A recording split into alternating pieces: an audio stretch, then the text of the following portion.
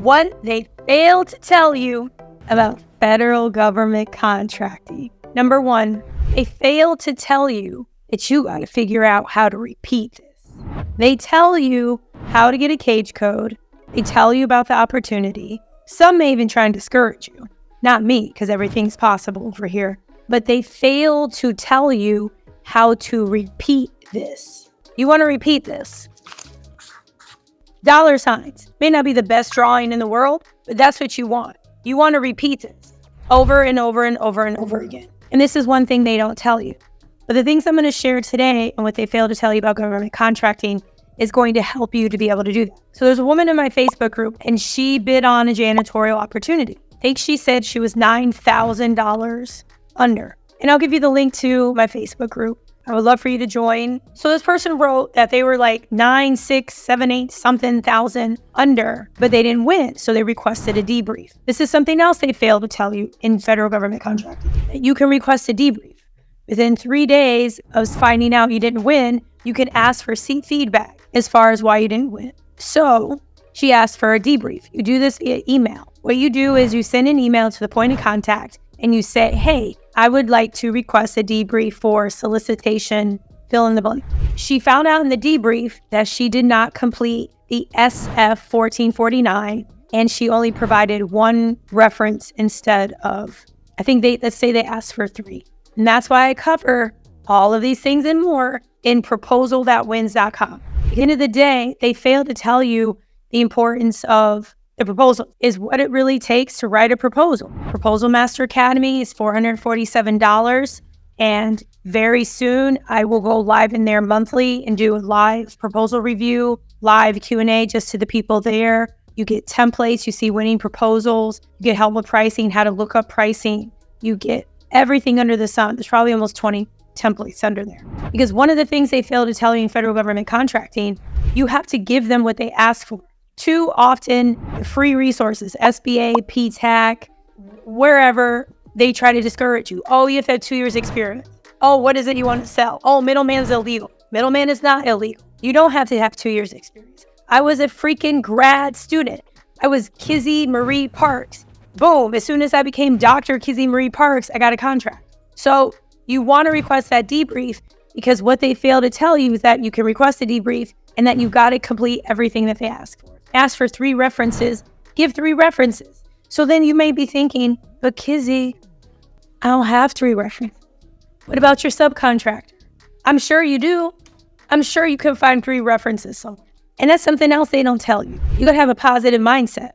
If you have a negative mindset, you're not going to get far in this space. I'm going to tell you right now. I don't care if you mark up your stuff 100%. You're going to get nowhere.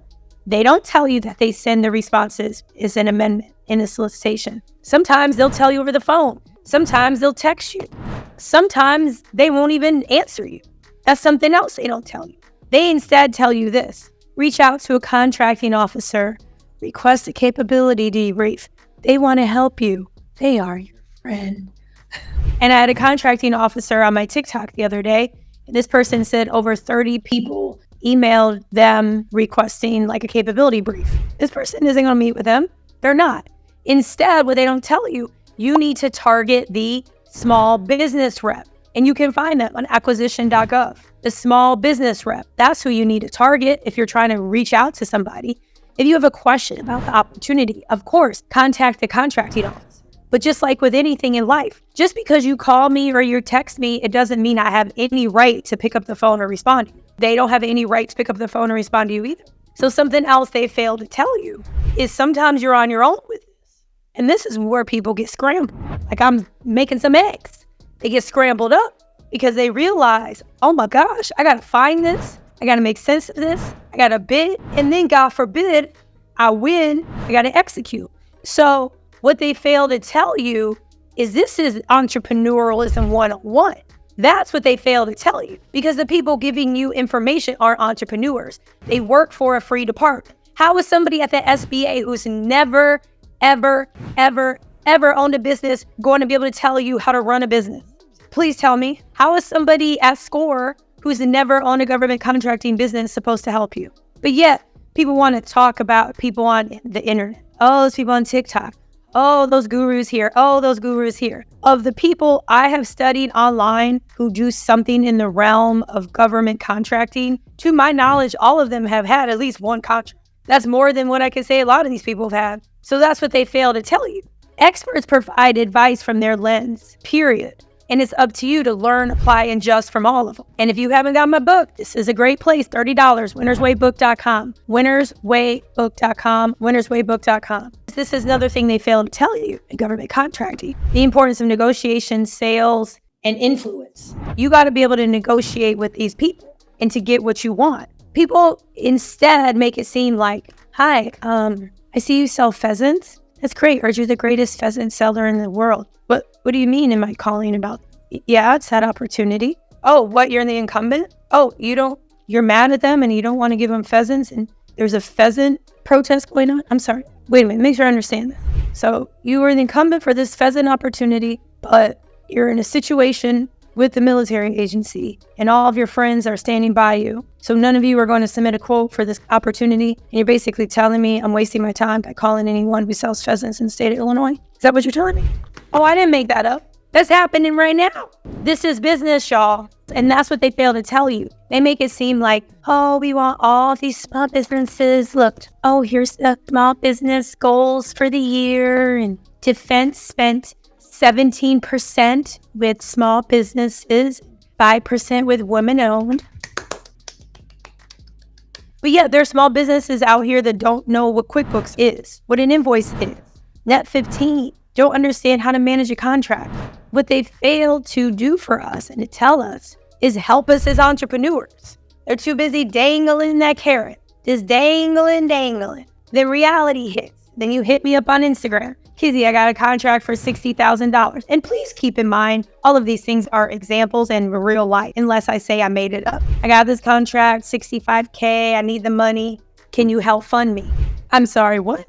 You didn't even offer me a wheatgrass shop. Just went straight to I need some money. And for our Ultimate Edge students, we're offering PO funding is something we're starting to roll out. Here's something else they don't tell you.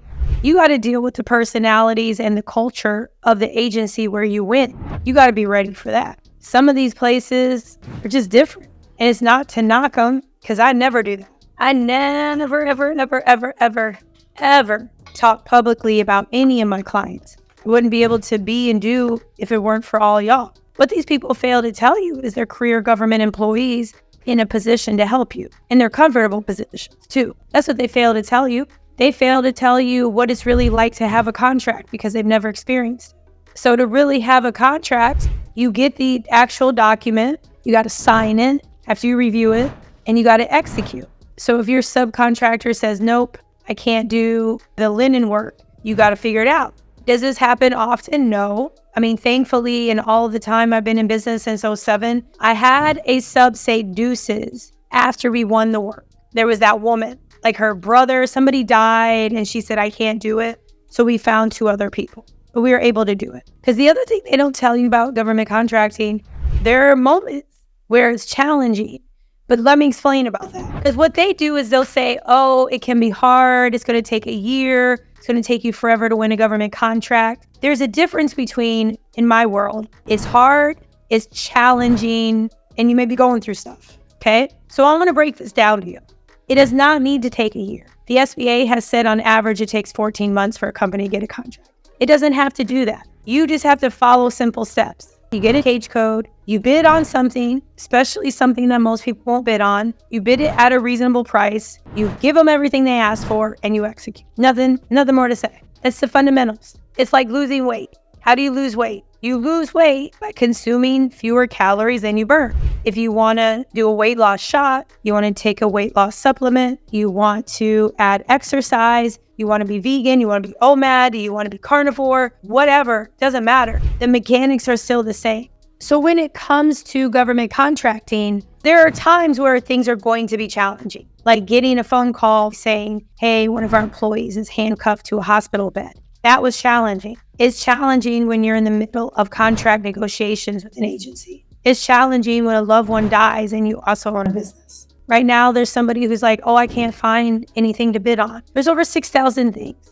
Is it that you can't find something or you just don't really want to do it? So is it that we use certain situations to prevent us from going forward?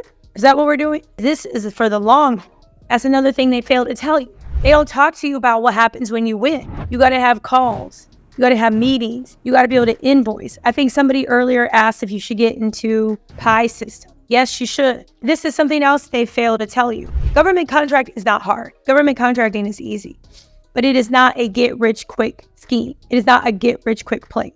They may say, oh, it takes 2 years and the people online don't know what they're talking about. Listen, I don't know about everybody else. I know what I'm talking about. We have contracts. I see it as its intent and impact. People have a good intent. Hey, government contracting isn't for everybody. I agree. Sometimes people are making the mission harder for the SBA, harder for the Apex, harder for people because they just want to use instead of put in the work. So then no wonder the Apex SBA score is like, nah, you got to have 2 years experience. Nah, middleman's illegal. Nah, you can't do that. Because they're probably tired of people who just want to take. So now what people fail to realize is what it really takes to do this consistently.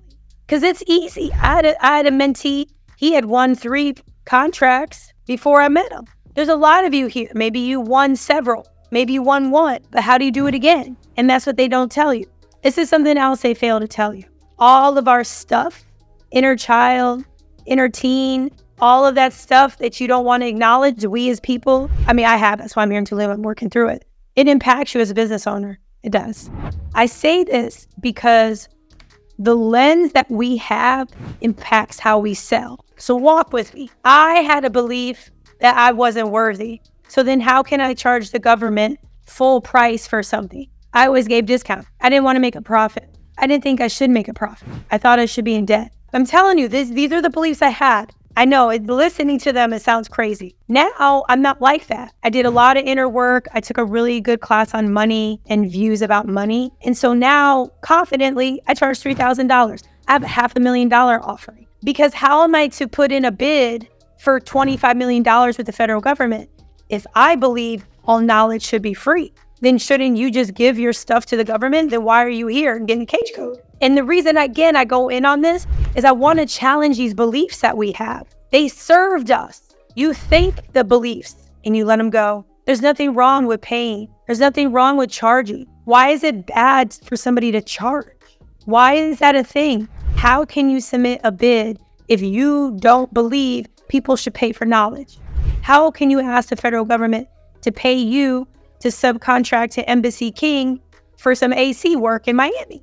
You can't. That's why a lot of you out there haven't done anything, because you can't wrap your mind around it, because you don't feel like you deserve it, or you feel like it's weird, or you feel like it's not for you. I'm here to tell you it is for you. There's no reason.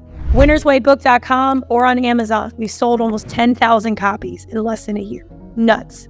There's a lot of things they fail to tell you, but I'll tell you this, I still love you. There's always love here, okay?